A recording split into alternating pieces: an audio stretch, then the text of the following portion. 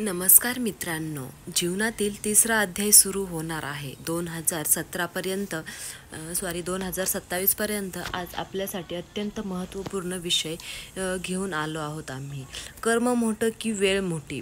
होय, कारण कर्म करणे हे प्रत्येक मनुष्याच्या हातात असते असेही म्हटले जाते की जो व्यक्ती कर्म करतो त्याला जीवनात नक्कीच यश मिळते आणि चांगले परिणामसुद्धा प्राप्त होतात. मीही याला नकार देऊ शकत नाही की कर्म करणे टाळावे, परंतु एका महत्त्वाची गोष्ट अशी आहे की जीवनात खूप मोठे वेळचे महत्त्व आहे. असे म्हणतात की जर वेळ आपल्याला साथ देत असेल तर आपले केलेले कर्म खूप लाभदायक ठरतात, पण वेळ साथ देत नसेल तर चांगल्या कर्मांची फळे तितके चांगले मिळत नाहीत. ही गोष्ट अगदी खरी आहे, कारण वेळ हा काळ्या चक्राचा अधीन नसतो आणि हे काळचक्र चालवणारे ग्रह म्हणजेच नवग्रह आणि 27 नक्षत्र असतात. मी हे म्हणत नाही की कर्म करणे थांबवावे, परंतु हे नक्कीच सांगते तुमची वेळ कधी चांगली येणार आहे आणि कधी वाईट येणार आहे.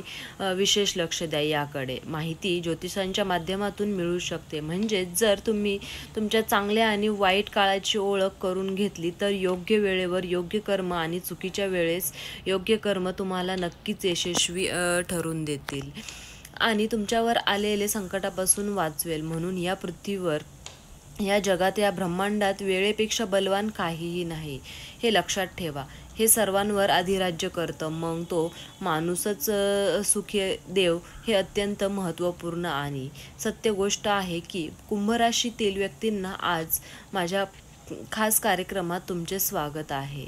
आज मी तुम्हाला सांगणार आहे की प्रिय कुंभ राशीतील व्यक्तींना तयार राहायचं आहे.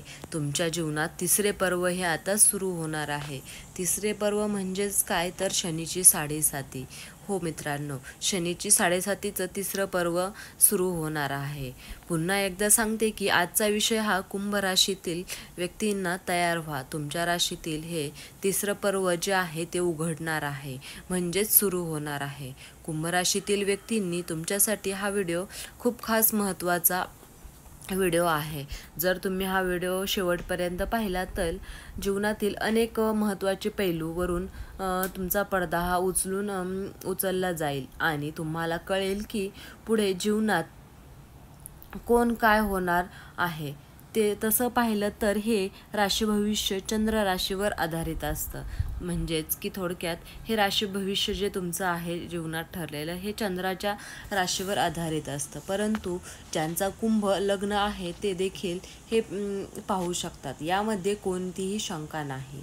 ज्यांना आपलं लग्न किंवा राशी माहीत नाही ते नावानुसार हा व्हिडिओ पाहू शकतात. म्हणजेच तुमचं जे नाव आहे त्यानुसार तुमची रास कोणती आहे. म्हणजेच की कुंभ राशीसाठी व्यक्तींना तुमच्या जीवनात प्रत्येक गोष्ट ही संघर्ष आणि कष्टानंतर मिळते. तुमच्या जीवनामध्ये संघर्ष केलं तरच तुम्हाला किंवा कष्ट केलं तरच ती गोष्ट तुम्हाला मिळते. तुम्ही विचार करत असाल की असे का होत असेल, कारण तुमच्या जीवनात ब्रह्मदेवांनी दिलेल्या स्थानामुळे शनिदेवाचा हा प्रभाव कमी असतो आणि त्यामुळे तुमच्या जीवनात संघर्ष अधिक असतो, कष्ट हे अधिक असतं. कुंभ राशीतील व्यक्तींनी आज मी कुंभ राशीच्या व्यक्तींना उघड करणार आहे की तुमच्या जीवनात असे का घडते आणि पुढे काय घडणार आहे. याबरोबर उपायही मी तुम्हाला काही सांगणार आहे. ते उपाय तुम्ही अवश्य करून बघा. त्या उपायाने तुमच्या जीवनातील साडेसातीचा प्रभाव हा कमी होईल. तुमचे जे अडथळे आहेत ते कमी होतील. कुंभ राशीतील व्यक्तींना तो काळ आठवावा जेव्हा तुमच्या जीवनात मोठा बदल होणार होता. 24 जानेवारी 2020 लक्षात ठेवा. हा काळ 24 जानेवारी 2020 रोजी तुमच्या जीवनासाठी जी साडेसाती सुरू झाली होती आणि ही साडेसाती 2027 म्हणजेच वास्तविक 2028 पर्यंत चालेल. सध्या तुम्ही अद्यापही शनीच्या साडेसातीचा अनुभव घेत आहात, पण तो क्षण नेहमी लक्षात ठेवा जेव्हा तुमच्या जीवनात शनीची साडेसाती सुरू झाली होती. तेव्हा प्रिय कुंभ राशीतील व्यक्तींना 24 जानेवारी 2022 रोजी तुमच्या जीवनात शनीची साडेसाती सुरू होती, तेव्हा तुमचे जीवन बदलू लागले. कारण केवळ शनीची साडेसाती नव्हती, तर तुमच्या जीवनातील पहिला टप्पा होता. मस्तिष्कातून प्रारंभ झाला होता, म्हणजे सुरू होतो. परंतु मी हे 2020च्या जानेवारीच्या काळाबद्दल का बोलते? कारण त्यावेळी मिथुन राशीतील केतू राहू योगामुळे तुमच्या जीवनात योग बनला होता. म्हणजेच एक टप्पा बाजूला शनीच्या साडेसातीचा पहिला टप्पा, आणि दुसऱ्या बाजूला शनीचा द्वादश भावात आलेले स्थान, आणि तिसऱ्या बाजूला राहूच्या योगामुळे तुमच्या जीवनात मोठे परिवर्तन घडून आले होते. तर 2020 ते 2022च्या दरम्यान शनीचे द्वादश भागात गोचर केल्या, त्यामुळे तुम्हाला विदेश प्रवासाची संधी मिळाली. परंतु शनीच्या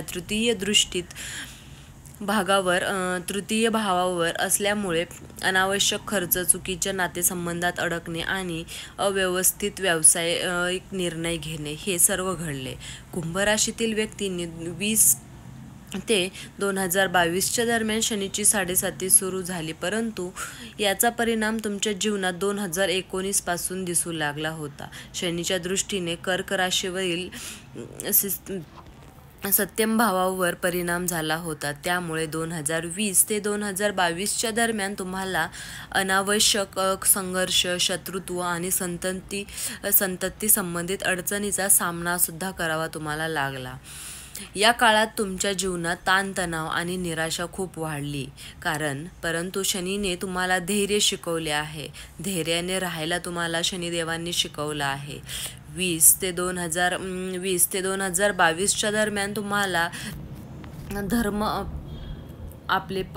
आपले व परके यातील फरक ओळखायला शिकवला, कारण तुम्ही थोड्या आध्यात्मिक झालात आणि पैसे कसे महत्त्वाचे असतात हे तुम्हाला समजले. शनीच्या साडेसातीच्या दुसऱ्या टप्प्यात म्हणजेच एप्रिल 2022 ते मार्च 2025 29 मार्च ते 2025 तुमच्या जीवनातील आत्मविश्वास वाढला. चुकीच्या नातेसंबंधातून तुम्ही बाहेर पडलात, परंतु शनीच्या तिसऱ्या दृष्टीने भावावर परिणाम झाला. त्यामुळे 2022 ते 2024च्या दरम्यान तुमच्या जीवनात नकारात्मकता वाढली. कुंभ राशीतील व्यक्तींनी आता तुम्ही तिसऱ्या टप्प्यात प्रवेश करणार आहात, जो 29 मार्च 2025 ते 3 जून 2028 पर्यंत असेल. या काळात शनी मीन राशीमध्ये असेल, त्यामुळे तुमच्या जीवनामध्ये सकारात्मक बदल घडून येतील. कुंभ राशीतील व्यक्तींनी तिसरा टप्पा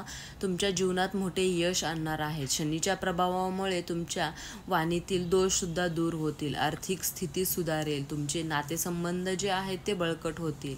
या काळात तुमच्या जीवनातील विवाह संपुष्टात येतील. न्यायालयीन प्रकरणे मार्गी लागतील आणि मनासारखी नोकरी मिळेल. निगेटिव्हिटी सुद्धा तुमची दूर होणार आहे. तुमच्या जीवनात नवीन ऊर्जा व आत्मविश्वास निर्माण होईल.